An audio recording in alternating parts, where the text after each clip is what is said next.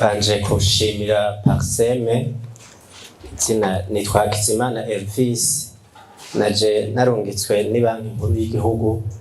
Ndashimiye Parseme kuri iyi invitation n'iyi atelier yateguye.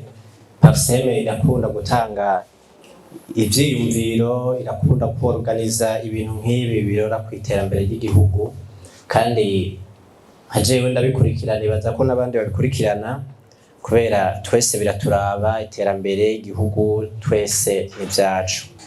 Hanyuma benshi bagiye baravuga ati ibintu vy'amadeni, igihugu gisaba ideni, berekana imigambi, ego ahandi bakavuga ati amahera menshi niba yashire mu bintu vy'imigambi, kare n'ivyiyumviro vyumvikana.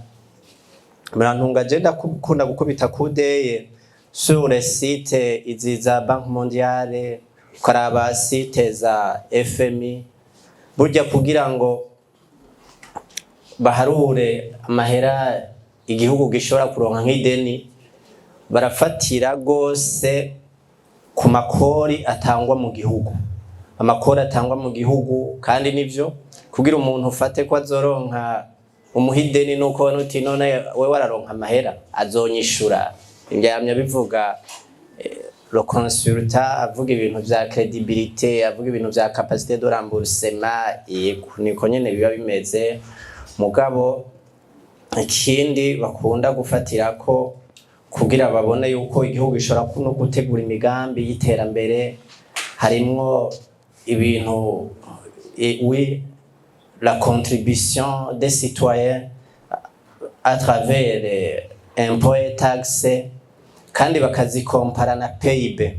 Kenshi muri ibihugu vyacu bikenye bakunda kuvuga yuko dutanga amakori make, ugasanga muba compare na PIB, ugasanga abarundi batanga 14%, mu gihe ahandi usanga ari niveau iri elevée. Bacabona ati burya rero bya gihugu kirafise capacité de remboursement, n'ivyo bisaturumba bigaca bitanga amadeni. Muhinga arabitahura neza, ndibaza gusumba cewe. Ariko jewe ico nashaka kuvuga ku iki kiganiro c'uyu munsi, cyane cyane kuri shirahamwe International Budget Partnership, ibi bintu vy'ama organisation internationale nivyo kesha la collecte amadonnées kandi ugasanga baranayakoresha. Rero je iki gisata ni jambere ndacumvise n'ukuri, ariko nashaka kubaza kiretse kwegeranya ya madonnées nuko bashobora kuba bayashikiriza abayakoresha le Banque Mondiale, la FMI. Burya iyi ntuzeye iki gisata hariho ibindi giterera nko mu gihugu, mu bihugu, kuko science kuko bavuga usanga umengo contrepartie rumvikana, akavuga ati burya rero dutunganya amadonnées neza, hanyuma turashobora guca dushikikirwa ku rugero rucanke ruriya, turabibona. Hanyuma ikindi ijya liste mwatanze y'ibihugu kungene dufise amanota dufise make, mugabo umengo twabonye ibihugu vyo muri Afrika gusa, mbega babigira ku isi yose ce ni kategori y'ibihugu.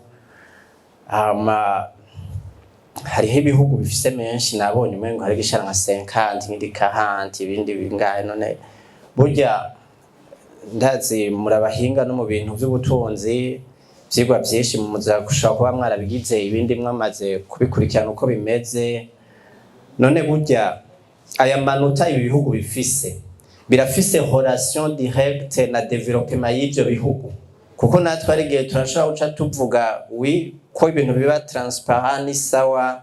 None burya tubigize hoho ni ciyumviro gishobora kwibazwa na bene kubikora, bakavuga ati none bitubigize burya ya development tuvuga ntici ishoboka, ya emergence tuvuga ntici ikunda. Nivyo science ku bantu baba ariko barabikora buri munsi. Hanyuma ico nohereza ko nuko nubwo dufise amanota make on a évolué, kuko twahereye kuri 6%, ku indi evaluation tugira 9, hanyuma ubu tugeze kuri 14. Oui, twaraduze. None iterambere ya climat d'affaires, kwa ya attrait des investisseurs, hoho vyo vyaraduze ugereranije no kubiharuro vyoba vyaraduze. Ganya ko waro consultant jewe bibazo narifise n'ivyo. Tugira amahoro.